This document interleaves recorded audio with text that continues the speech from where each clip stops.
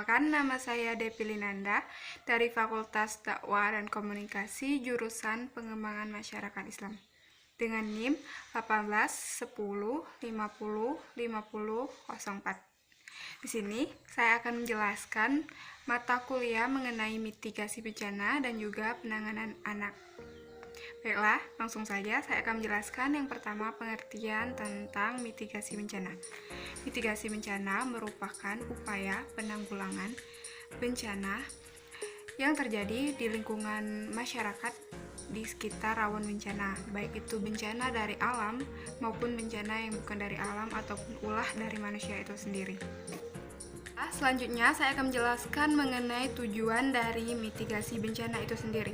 Tujuan dari mitigasi bencana itu sendiri yakni mengurangi resiko pada saat mendatang terjadinya bencana, baik itu resiko berupa kematian, resiko berupa cedera ataupun kerusakan lingkungan pada saat terjadi bencana. Jadi hal tersebut dapat dikurangi karena mitigasi bencana tadi. Baik itu mencakup kerugian dari sektor-sektor ekonomi dan juga sektor infrastruktur publik yang akan terusak oleh terjadinya bencana. Oke, selanjutnya kita akan menjelaskan mengenai jenis-jenis dari mitigasi. Jenis mitigasi ada dua. Yang pertama mengenai mitigasi struktural, di mana upaya dalam mengurangi mitigasi ini dioptimalkan melalui pembangunan prasarana fisik dari teknologi. Yang kedua, mitigasi non-struktural. Di sini upaya meminimalkannya melalui kebijakan dan juga peraturan-peraturan. Selanjutnya, kita akan menjelaskan mengenai manajemen bencana. Menurut Undang-Undang Nomor 24 Tahun 2007, manajemen bencana merupakan satu proses yang dinamis, berkelanjutan, dan juga terpadu, di mana dalam proses ini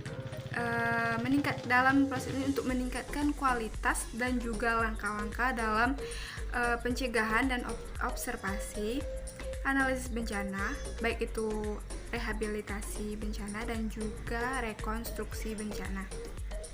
Selanjutnya, tujuan dari manajemen bencana yang pertama yakni mencegah dan mengurangi korban bencana.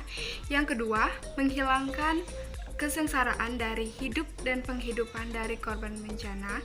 Yang ketiga, mengembalikan korban bencana tadi dari tempat penampungan ataupun pengungsian ke tempat yang layak untuk dihidup kembali.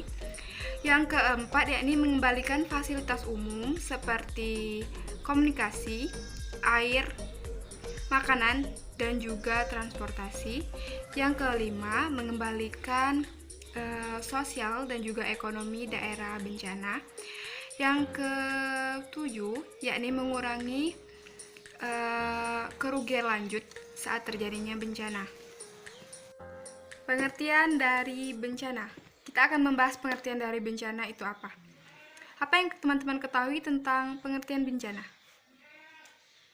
Bencana merupakan suatu rangkaian peristiwa yang mengancam penghidupan dan juga kehidupan masyarakat.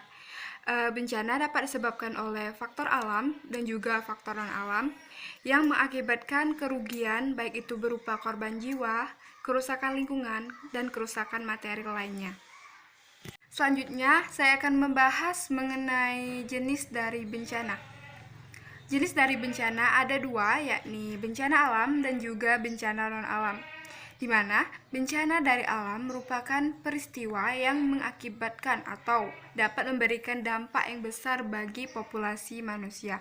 Contoh dari bencana alam yakni gunung meletus, banjir bandang, tanah longsor, dan juga gempa bumi. Yang kedua, bencana non-alam, yakni bencana yang mengakibatkan juga kerugian bagi manusia, yakni berupa gagal teknologi, penyakit, dan juga wabah, seperti wabah COVID-19 yang melanda Indonesia pada saat ini.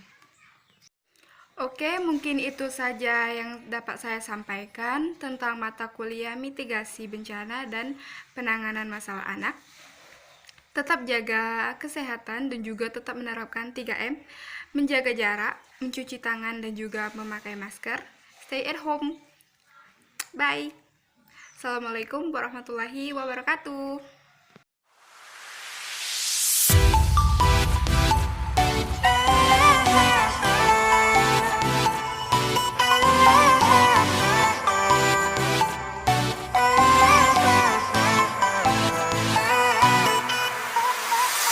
흔들린 별빛에 퍼지는 시계 소리 바람에 들려오는 너를 찾아 everyday